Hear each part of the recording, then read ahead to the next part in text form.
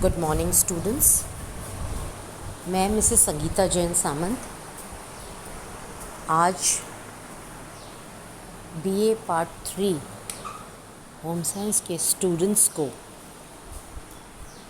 Extension education की आवश्यकता यानी प्रसार शिक्षा की आवश्यकता द नीड के बारे में बताने जा रही हूँ। प्रसार शिक्षा ग्रामीण जीवन के लिए वरदान है। आप प्रसार शिक्षा से ग्रामीण क्षेत्र में घर पर, चौपाल पर, खेत पर ज्ञान प्राप्त कर सकते हैं। प्रसार कार्यकर्ता उनकी समस्याओं के निराकरण करने की विधि बताते हैं। अगर हम प्रसार शिक्षा की आवश्यकताओं को कुछ बिंदुओं में समेटें तो लगभग 7 बिंदुओं के अंतर्गत हम इसको डिस्कस कर सकते हैं।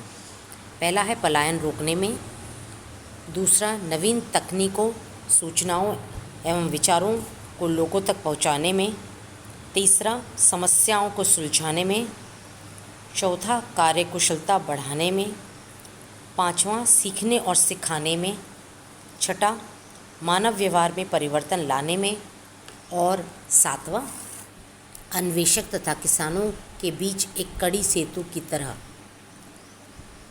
तो ये 7 बिंदुओं में जो हम इसको समझने जा रहे हैं उसमें से पहले बिंदुओं के बारे में विस्तृत से जानकारी करते हैं। पलायन को रोकने में, पलायन मतलब एक जैसे कि गांव से शहर की ओर जाना, इसको हम पलायन कहते हैं। हम देखते हैं कि क्या हमारे जो कृषि वर्ग के जो मतलब कृषक हैं या जो किसान हैं वो अक्सर बारिश पर निर्भर रहते हैं, वर्षा पर। जब अगर वर्षा अच्छी होती है तो उनकी फसल भी अच्छी होती है, तो उनको पैसा भी सही मिल जाता है, उनका घर बार भी सही चलता रहता है। मगर मान लीजिए अति वृष्टि या ओलावृष्टि या सूखा पड़ना यानी बारिश का ना होना, अगर इस टाइप की अगर कोई भी समस्या होती है तो उससे उनको बहुत नुकसान होता है। ओले से भी फसल नष्ट हो जाती है, ज़्यादा बारिश से फसलें गल जाती हैं, गलत टाइम पे बारिश आने से भी प्रॉब्लम आती है, बारिश ना आने से सूखा पड़ जाता है, अकाल हो जाता है।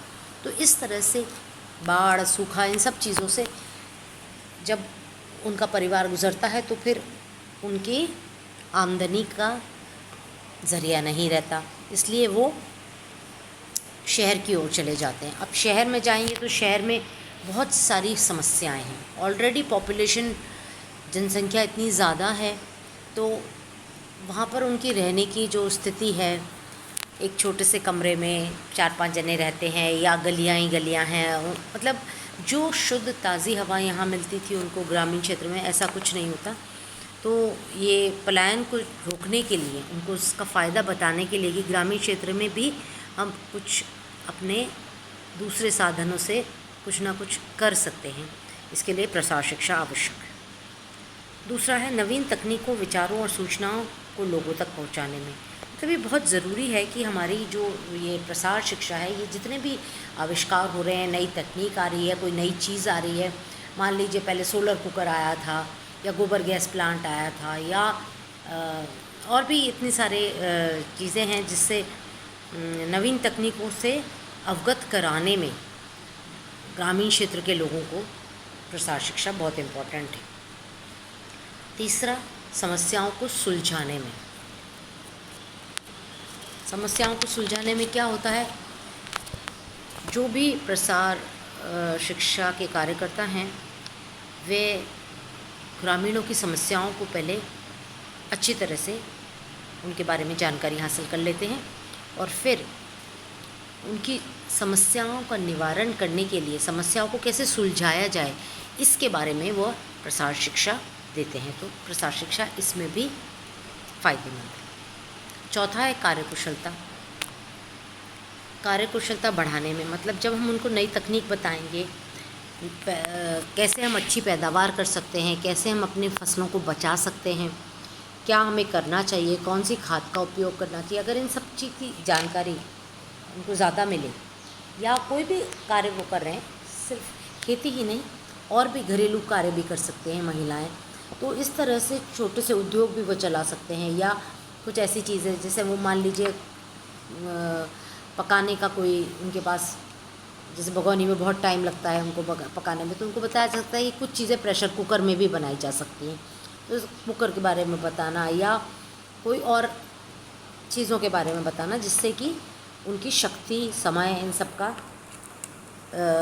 बचाव हो सके और वो समय वो किसी और चीज़ में लगा सके। सीखने तथा सिखाने में, प्रसार शिक्षा सीखने तथा सिखाने में व्यक्ति को सहयोग देती है। लोग एक दूसरे को देखकर सीखते हैं। जब एक किसान एक अच्छी कोई तकनीक का इस्तेमाल कर रहा है या अच्छी उन्नत किस्म की बीज या खाद का प्रयोग कर रहा है और उसकी फसल अच्छी होती है, तो लोग भी उसको देख करके सीखते हैं। तो प्रसार शिक्षा से हमने अगर मान लीजिए एक को शिक्षा दी है तो दूसरा उसको देख के सीख जाता है, तो ये भी एक महत्वपूर्ण बात है।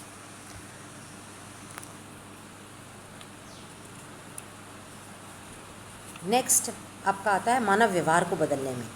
अगर मानव व्यवहार को बदलने की बात करें तो इसके अंतर्गत हम फिर 3 बिंदुओं के बारे में डिस्कस कर सकते हैं। पहला है ज्ञान में परिवर्तन, दूसरा है कौशल में परिवर्तन और तीसरा है अभिवृत्ति में परिवर्तन। तो चलिए हम ज्ञान में परिवर्तन की बात करते हैं।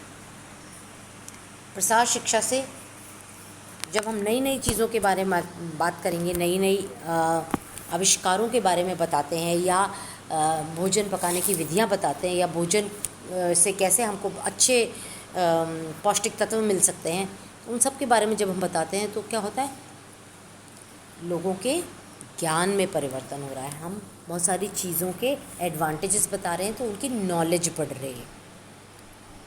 अब हम बात करते हैं कौशल में परिवर्तन। कौशल में परिवर्तन कैसे होगा?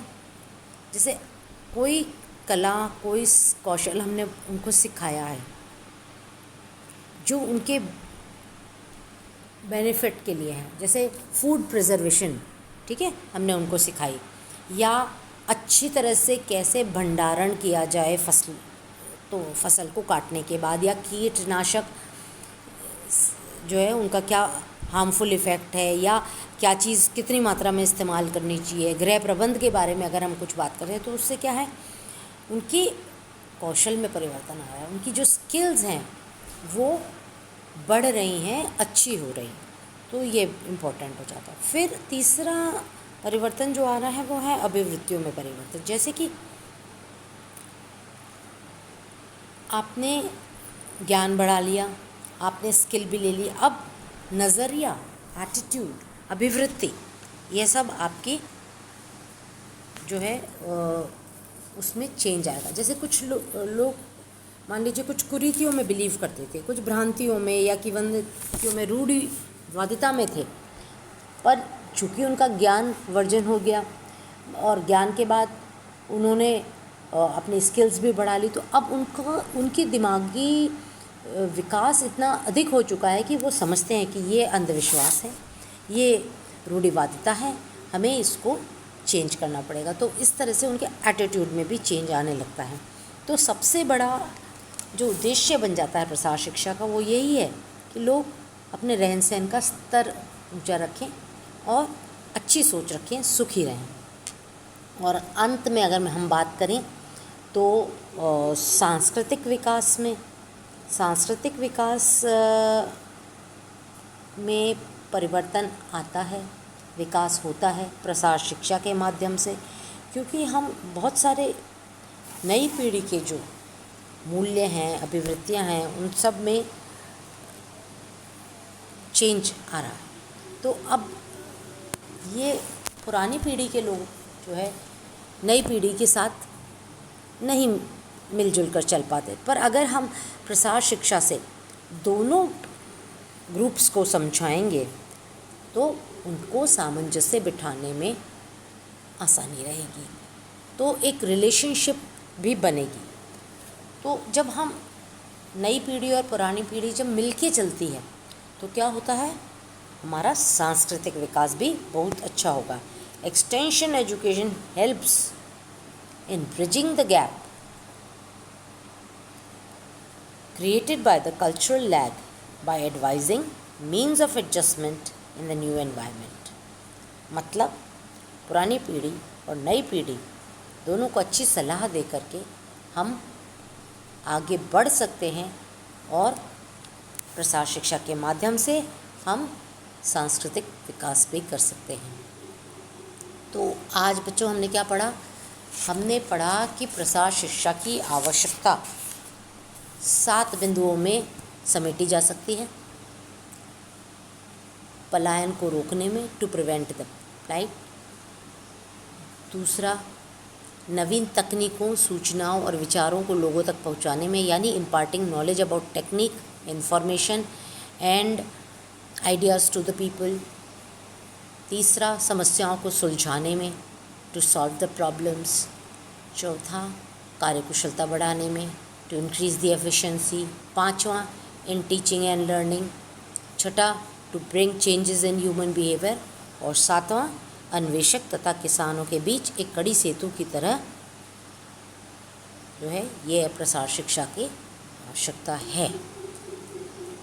मेरे ख्याल से आप लोगों को ये समझ में आ गया होगा। और एक बार ये आप ध्यान से पढ़ें और नोट्स भी देखें। धन्यवाद।